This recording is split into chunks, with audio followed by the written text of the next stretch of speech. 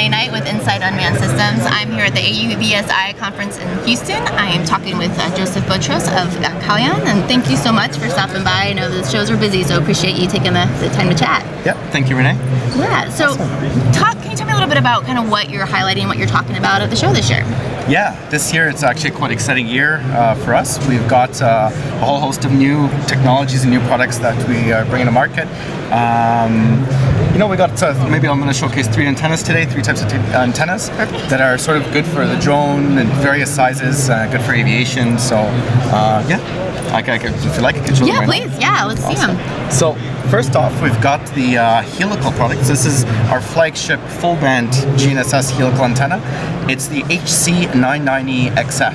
Okay. So this covers the whole spectrum, the GNSS spectrum. It's lightweight, it's only 45 grams, it's quite small, and most importantly, because it is a helical antenna, it does not require a ground plane. So whereas a patch antenna, it's thick, it's bulky, sure it's aerodynamic, but it does need a ground plane to operate optimally.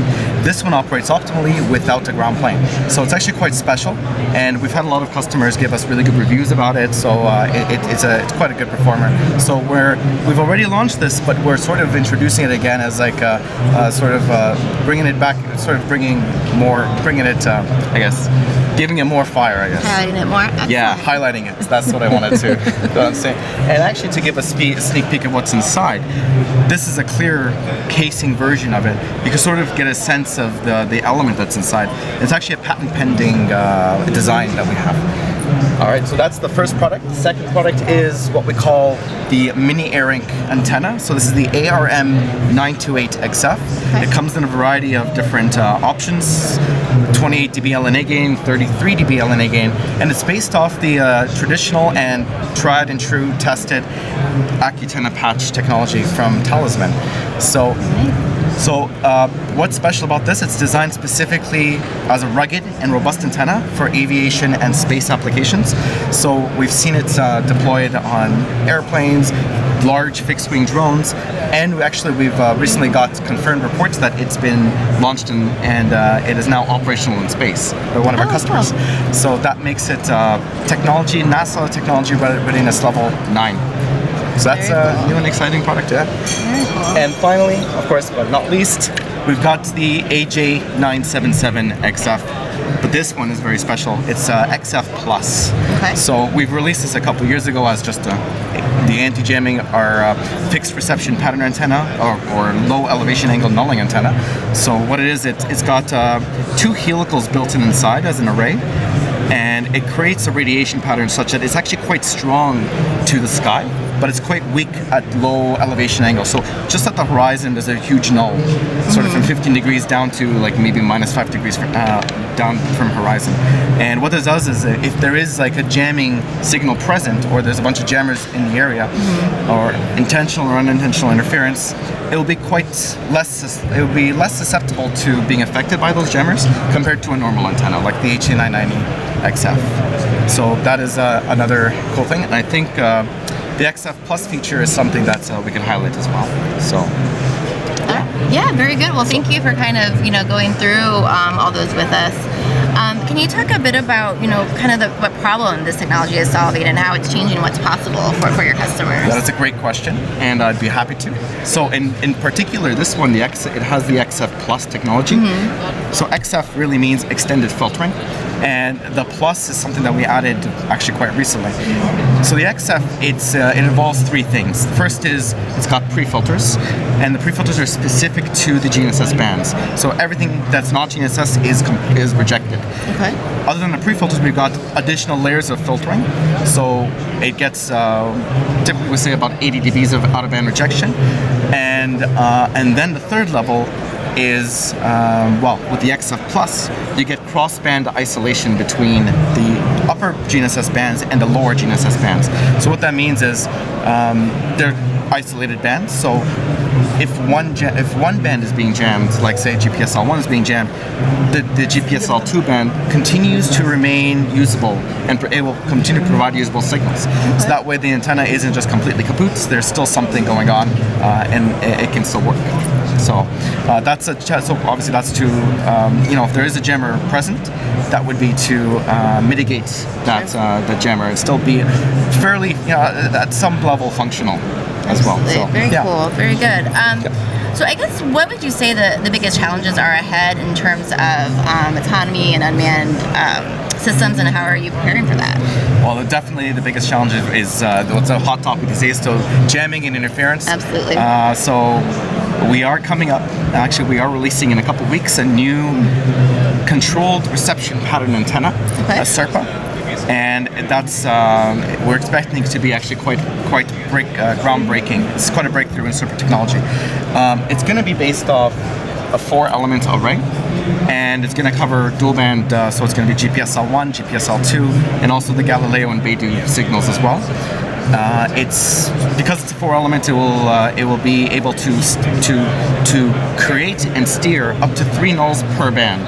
So there'll be 3 nulls in the L1, 3 nulls in the L2. So a total of 6 nulls in total. So there's going to be a few form factors that this comes into, because obviously with unmanned and uncrewed vehicles, size, weights is sort of a priority. Oh, sure, yeah. So huge. keeping that down is one of the priorities for the design of our SERPA as well.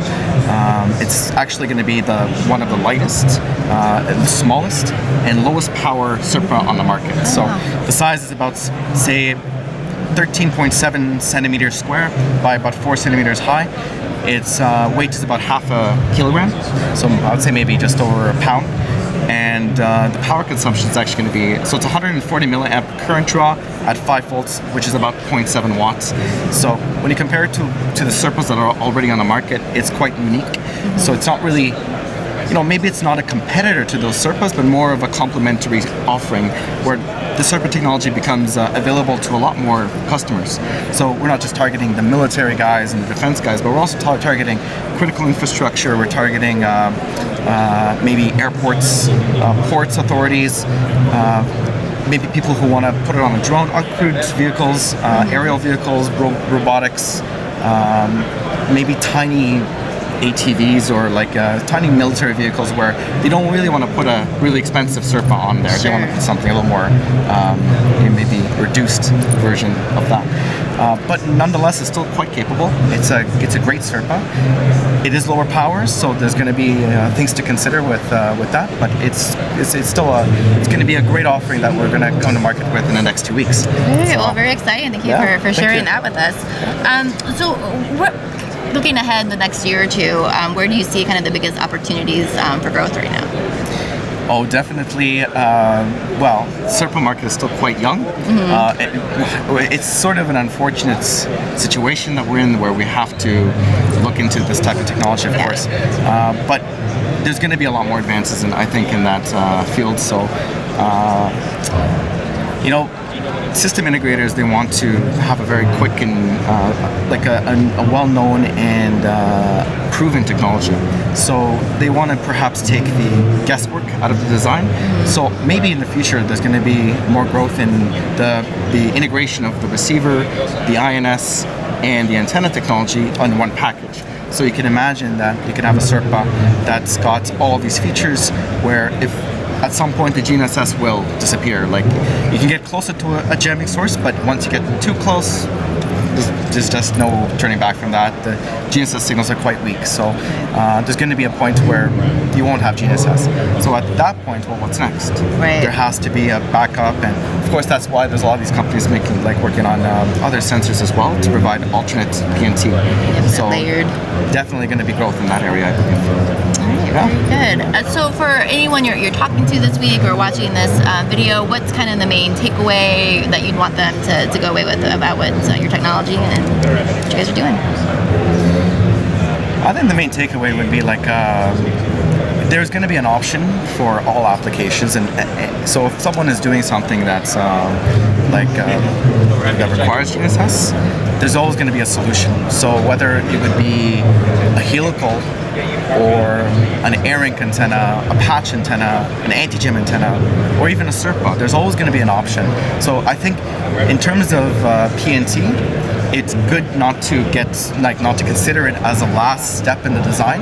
Perhaps it's good to consider it early on, invest a little bit more into it, time, maybe a little bit more of a budget, but also consider that it's like, for some applications, maybe a helical works best, maybe a patch works best, or maybe the Serpa is the answer. It all depends on the application. Sure. So I think the overall message would be, when you're looking at a GNSS antenna, consider it early, and maybe put a little bit more design and thought into the integration of the antenna, just to make sure that you choose the right one, and you also have the right integration, so you get the best performance out of your GNSS.